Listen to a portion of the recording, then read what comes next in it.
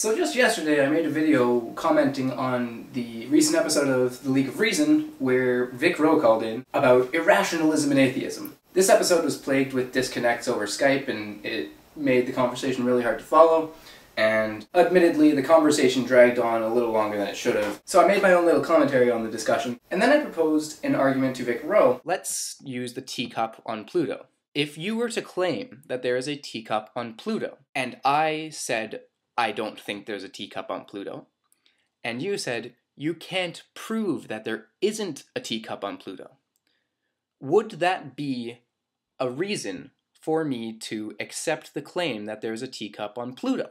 So, the next logical statement would be to say, well, let's replace the statement of a teacup on Pluto with God. Because you say that a God exists, and I cannot prove that he does not, does that mean I have to accept that a God exists? Does that mean I have to accept that there is a teacup on Pluto? So what does God bring to the table that is particularly special, that makes him outside these rules of logic? And if you can't think of anything, then you'd have to accept the position that God is like a teacup on Pluto. You can't prove that he does exist, and you can't prove that he doesn't exist. To which he responded. And so we had a little discussion, and it's a fairly interesting discussion, so I thought I'd make a video about it here. Now, this conversation was only through the comments, so I'll just be reading them out loud, but to avoid confusion, I will cast the roles. This voice shall play the role of VyckRo. And this voice shall play the role of Think About It. Enjoy. The cup of tea has not influenced the creation of the European culture. No teacup has influenced the lives of millions. The religious argument was not invented yesterday. Nobody tries to influence atheists. Atheists are those who want to evangelize the world. So you're saying the difference of a teacup on Pluto and God is that God has influenced culture in Europe and influenced the lives of millions. I would parrot the sentiments above from NNICY. Things don't need to exist or be real to have an influence. When you were a kid, were you scared of the dark? Did you think the boogeyman was hiding in your closet? The boogeyman has influenced billions! And of course people try to influence atheists. Ever seen an attempted conversion? I'll take a moment to explain here that when I said, have you ever seen an attempted conversion, I was talking about theists trying to convert atheists. VyckRo mistook this for me forming a rebuttal to one of his previous points about how atheists are evangelists. This was a mistake. No, that was not what I meant. I do not deny that there are militant atheists that try to make people atheistic. It's just reality.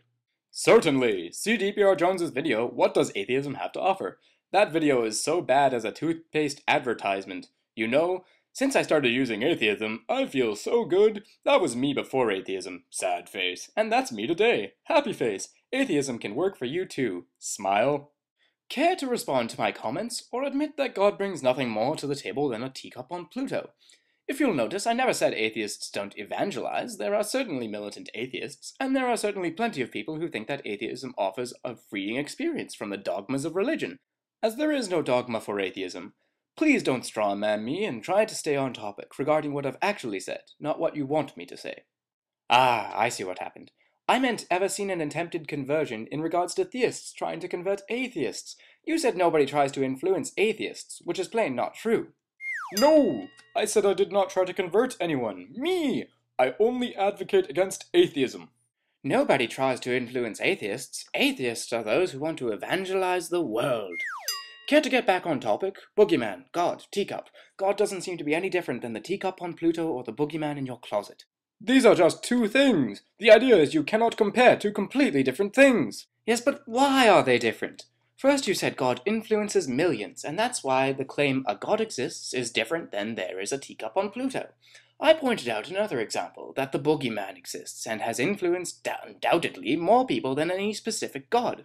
So again I asked, as I did in the video, what does God bring to the table that is particularly special, that makes him outside these rules of logic? Psalm 27 would be a good start.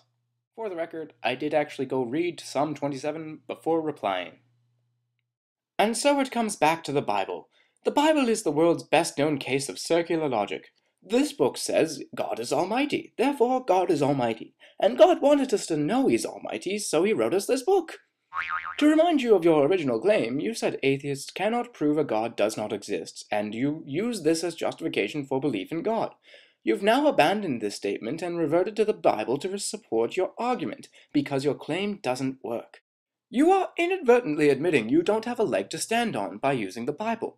Would you like to return to logically justify your belief in God, or are you content to say, God said it, therefore it's true?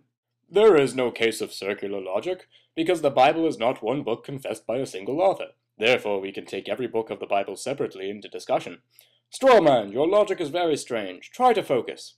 I said atheists cannot prove that a God does not exist, and I used it as justification against the militant atheists that are trying to deconvert. I have brought no evidence because I am not trying to convert anyone. Dishonesty, -1. You reference Psalms 27 as evidence for your claims. If God exists, and indeed he is who he claims to be, then certainly God said it, therefore it's true. LOL! At MNICY. First, the idea of the existence of God is very old, and was not denied until today. The example of an object created by man can easily be denied. I said atheists cannot prove that a God does not exist, therefore they have no right to tell me that they can, like you are trying right now.